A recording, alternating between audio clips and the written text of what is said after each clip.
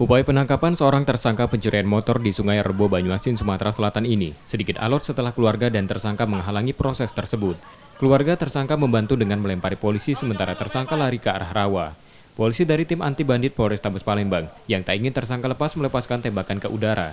Terdesak, tersangka pun akhirnya menyerah dan dibawa ke Mapolrestabes Palembang. Dari penangkapan ini, polisi menyita motor dan kunci letter T.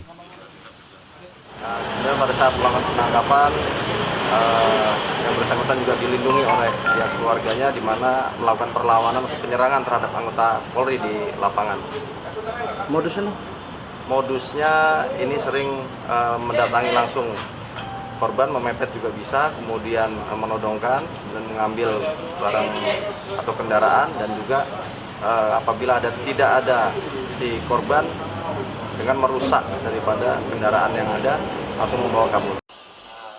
Tersangka diketahui identitasnya setelah polisi mempelajari rekaman kamera pengintai ini saat tersangka melakukan pencurian motor di parkiran minimarket yang berada di Kecamatan Ilir Barat 2, Palembang.